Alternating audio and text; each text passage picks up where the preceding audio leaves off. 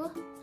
Perkenalkan, nama saya Sri Melianti. Saya adalah mahasiswa dari Fakultas Tarbiyah Institut Agama Islam Hamzan Wadi Pancor, Prodi PIAUD, dan dosen pengampu saya Ibu Muslihatun Maulidian MPD. Di sini saya akan menyampaikan tentang anak non-normatif. Anak yang non-normatif adalah istilah yang digunakan untuk menggambarkan anak-anak yang perkembangan, perilaku, atau kebutuhan mereka berbeda dari rata atau norma yang umumnya diterima dalam masyarakat. Anak-anak ini mungkin memiliki perbedaan dalam hal kognitif, emosional, sosial, atau fisik yang memerlukan perhatian khusus atau dukungan khusus. Nah, beberapa contoh anak non-normatif antara lain adalah anak-anak dengan gangguan spektrum autisme. Nah, yang kedua anak-anak dengan gangguan hiperaktif atau ADHD. Selanjutnya anak dengan kebutuhan khusus atau disabilitas fisik. Nah, anak-anak yang mengalami gangguan emosional atau perilaku yang signifikan juga termasuk anak yang non-normatif. Nah, selanjutnya anak-anak dengan bakat atau kecerdasan yang luar biasa yang memerlukan pendekatan atau pendidikan yang berbeda juga termasuk anak yang non-normatif. Jadi, entah itu kekurangan atau kelebihan, jika berbeda dari anak pada umumnya bisa disebut dengan anak yang non-normatif. Nah, yang selanjutnya pentingnya kerjasama dalam penanganan anak non-normatif. Kerjasama dalam penanganan anak non-normatif juga sangat penting untuk memastikan bahwa kebutuhan unik anak dapat terpenuhi secara optimal. Anak-anak sering memerlukan pendekatan yang lebih komprehensif dan individual yang bisa melibatkan berbagai pihak seperti orang tua, guru, dan profesional dalam bidang kesehatan atau pendidikan. Nah, berikut adalah langkah-langkah konkret yang dapat diambil untuk menangani anak yang non-normatif oleh pihak terlibat. Yang pertama, untuk orang tua. Nah, untuk orang tua harus mengenali kebutuhan anak dulu. Nah, orang tua perlu memperhatikan tanda-tanda perkembangan anak yang mungkin berbeda dari norma, seperti masalah komunikasi, keterlambatan perkembangan, atau perilaku yang tidak biasa, dan mencari bantuan profesional jika diperlukan. Selanjutnya, konsultasi dengan profesional.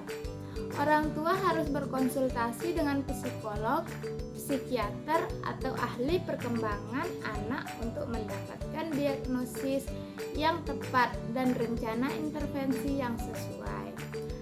Kemudian, orang tua terlibat dalam pendidikan anak.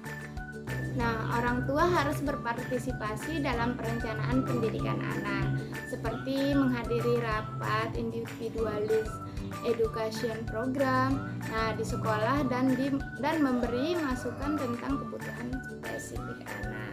Kemudian menciptakan lingkungan yang mendukung di rumah.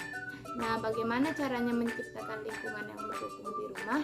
Orang tua perlu menyediakan lingkungan rumah yang aman, nyaman, dan konsisten, di mana anak bisa berkembang sesuai dengan kebutuhannya.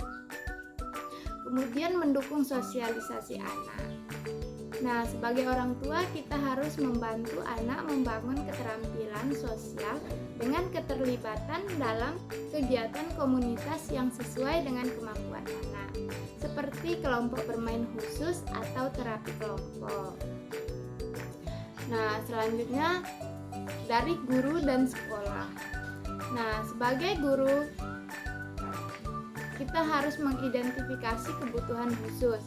Nah, guru harus mampu mengenali tanda-tanda anak yang mungkin memiliki kebutuhan non-normatif, seperti kesulitan berkonsentrasi, perilaku agresif, atau ketertinggalan akademis, dan melaporkannya ke konselor atau psikolog sekolah.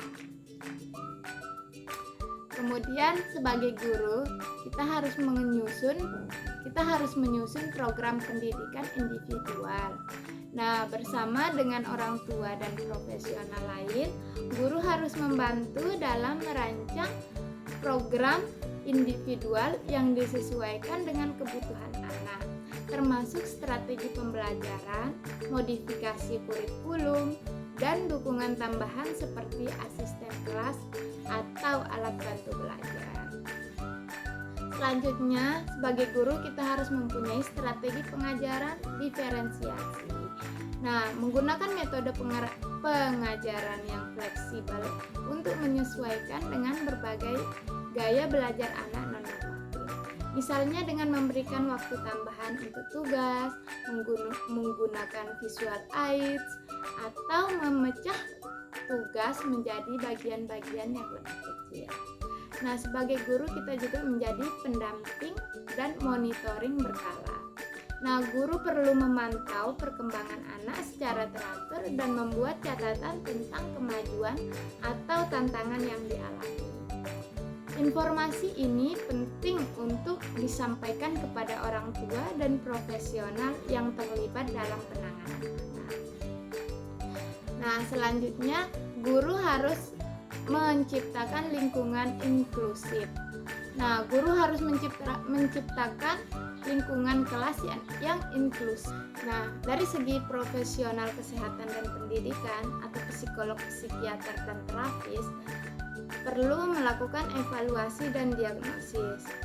Psikolog atau psikiater perlu melakukan evaluasi lengkap untuk mendapatkan diagnosis yang tepat terkait kondisi anak. Apakah itu autisme, ADHD, gangguan kecemasan, atau gangguan yang lainnya. Kemudian, psikolog bisa membuat rencana intervensi. Setelah didiagnosis, profesional harus bekerja sama dengan orang tua dan sekolah untuk merancang rencana intervensi yang mencakup terapi perilaku terhadap okupasi atau konseling individual secara sesuai kebutuhan anak. Kemudian melakukan koordinasi layanan. Profesional perlu berkoordinasi dengan guru dan orang tua untuk memastikan anak menerima layanan yang sesuai, seperti terapi di sekolah atau layanan tambahan di luar sekolah, seperti terapi bicara atau terapi fisik. Nah, kemudian profesional perlu pelatihan bagi orang tua dan guru. Terapis atau profesional lain dapat memberikan pelatihan kepada orang tua dan guru tentang cara menghadapi perilaku tertentu atau menggunakan strategi tertentu untuk mendukung anak di lingkungan sekolah atau di lingkungan rumah. Nah, selanjutnya melakukan evaluasi dan penyesuaian secara berkala. Nah, profesional harus melakukan penilaian berkala untuk menilai efektivitas intervensi yang diberikan dan melakukan penyesuaian jika diperlukan untuk mendukung perkembangan anak. Nah, selanjutnya kolaborasi antara semua pihak. Lakukan rapat kolaboratif. Nah, semua pihak harus secara rutin bertemu dalam rapat untuk membahas perkembangan anak, mengevaluasi intervensi, dan menyesuaikan strategi jika diperlukan. Nah, selanjutnya komunikasi yang terbuka dan transparan.